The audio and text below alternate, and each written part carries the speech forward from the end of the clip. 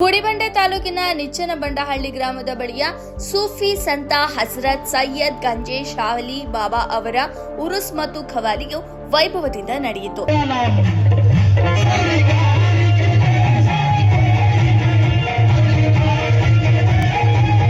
ಜಿಲ್ಲೆಯ ಮತ್ತು ನೆರೆ ಆಂಧ್ರಪ್ರದೇಶದ ಹಾಗೂ ಜಿಲ್ಲೆಯ ವಿವಿಧ ಭಾಗಗಳಿಂದ ಆಗಮಿಸಿದ ಸುಮಾರು ಸಾವಿರಾರು ಜನ ಭಕ್ತರು ಸೂಫಿ ಸಂತ ಹಜರತ್ ಸೈಯದ್ ಗಂಜೆ ಶಾವಲಿ ಬಾಬಾ ಅವರ ಗದ್ದುಗೆಗೆ ಪೂಜೆ ಸಲ್ಲಿಸಿ ಪ್ರಾರ್ಥನೆ ನಡೆಸಿದರು.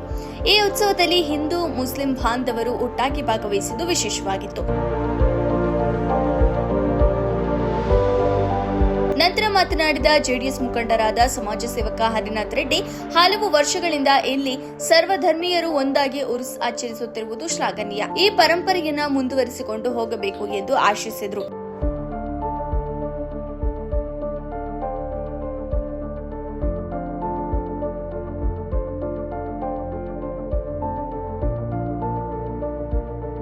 ಈ ಸಂದರ್ಭದಲ್ಲಿ ಪಟ್ಟಣ ಪಂಚಾಯಿತಿ ಮಾಜಿ ಅಧ್ಯಕ್ಷರಾದ ಅಫ್ಸರ್ ಪಾಷಾ, ಉರುಸ್ ಆಚರಣಾ ಸಮಿತಿ ಅಧ್ಯಕ್ಷರಾದ ಇದಾಯತ್ ಉಲ್ಲಾ, ಉಪಾಧ್ಯಕ್ಷರಾದ ಹಸೇನ್, ಗೌರವಾಧ್ಯಕ್ಷರಾದ ನಯಾಜ್ ಪಾಷಾ, ಖಜಾಂಚಿ ಮನ್ಸೂರ್ ಖಾನ್, ಸಹಾರಾಬಾಯ್ ಸೇರಿದಂತೆ ಉಪಸ್ಥಿತರಿದ್ದರು. ವರದಿ ಮೊಹಮ್ಮದ್ ನಾಸರ್, ಗುಡಿಬಂಡೆ. ಇದು ಒಂದು ದೊಡ್ಡ ಮಟ್ಟದಲ್ಲಿ ಬಂದಿರುವುದು ಒಂದು ಧರ್ಮಕ್ಕೆ ಸೀಮಿತವಲ್ಲ. ಬಂಧುಗಳೇ, ನಾವು ಹೇಳ್ತೀವಿ ಈ ರಾಜಕೀಯದಿಂದ ಸೃಷ್ಟಿಯಾಗಿರಬಹುದು ಅಷ್ಟೇ ಹೊರತು ಯಾವುದೇ ಒಂದು ಧರ್ಮ ಹಿಂದೂ ಮುಸ್ಲಿಂ ಯಾವುದೂ ಇಲ್ಲ, ಎಲ್ಲ ಒಂದೇ. ಬೆಳಗ್ಗೆ ನಿದ್ದೆ ಎದ್ದು ಹೇಳ್ತೀವಿ, ಸೂರ್ಯನ ಬೆಳಕು ಬರ್ತದೆ. ಹಿಂದೂಗೆ ಬೆಳಕು ಬೇರೆ ಬರಲ್ಲ, ಮುಸ್ಲಿಂ ಬಾಂಧವರಿಗೆ ಬೇರೆ ಬೆಳಕು ಬರಲ್ಲ, ಎಲ್ಲರಿಗೂ ಒಂದೇ ಬೆಳಕೆ ಬರೋದು. ಮಳೆ ಬರ್ತದೆ, ಸಪರೇಟ್ ಯಾವುದೇ ಒಂದು ಇದಕ್ಕೆ ಅಂತ ಬರಲ್ಲ, ಒಂದು ಜಾತಿ ಅಂತ ಬರಲ್ಲ, ಪ್ರತಿಯೊಬ್ಬರಿಗೂ ಮಳೆ ಬರ್ತದೆ. ಒಬ್ಬ ಮನುಷ್ಯನಿಗೆ ಒಂದು ರಕ್ತ ಇರ್ತದೆ, ಬೇರೆ ಜಾತಿಯವರಿಗೂ ಬೇರೆ ರಕ್ತ ಬರಲ್ಲ, ಎಲ್ಲರಿಗೂ ಒಂದೇ. ನಾವೆಲ್ಲ ಒಂದೇ, ನಾವೆಲ್ಲ ಹಿಂದೂಸ್ತಾನಿಗಳೇ.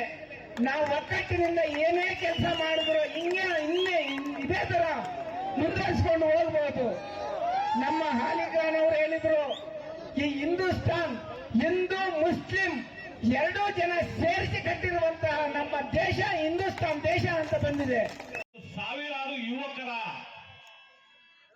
ಒಂದು ಉದ್ಯೋಗ ಅವಕಾಶಗಳನ್ನು ಕೊಟ್ಟು ಅವರು ಮೊನ್ನೆ ತಾನೇ ಗೋರಿಬಿದ್ನೂರಲ್ಲಿ ಜನತಾ ಇಂಡಿಯಾ ಒಂದು ಉಳಿತಾಯ 1,000 ರೂಪಾಯಿ ಕೊಟ್ರೆ ಒಂದು 20 ತಿಂಗಳು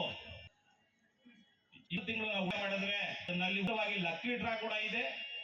ಅದೇ ರೀತಿ ಅದನ್ನಲ್ಲಿ ನಮ್ಗೆ ನಾವು ಕಟ್ಟಿರೋ ಮೋಸ ಇಲ್ಲದೆ ಒಂದು ವಸ್ತುವನ್ನು ಕೊಡ್ತಾರೆ ಅಂತ ಒಂದು ಉಚಿತ ಸ್ಕೀಮ್ ಅನ್ನು 10 ಸೀಸನ್ ಅನ್ನು ಕೂಡ ಯಶಸ್ವಿಯಾಗಿ ಬಂದಿದ್ದಾರೆ. ನಮ್ಮ ಫಾರೂಕ್ ಪಾಷಾ ಅಣ್ಣನವರು ಒಂದು ಶ್ರೀಮಂತ ಮನಸ್ಸಿನ ವ್ಯಕ್ತಿ. ನಾವು ಏನೇ ನಾನೆಲ್ಲ ನಿಮ್ ಜೊತೆ ಇದ್ದೀನಿ, ನಾನು ಹರಿನಾಥ್ ರೆಡ್ಡಿ ಅಣ್ಣನವ್ರ ಜೊತೆ ನಾನು ಎಂದೆಂದಿಗೂ ಇರ್ತೀನಿ ಅಂತ ನನ್ನ ಹತ್ರ ಹೇಳಿದ್ರು. ಹರಿಯಾಡ್ತಾ ಇದ್ದಾರೆ ಉರುಸ್ಗೆ ಅಂತ ಹೇಳಿದೆ.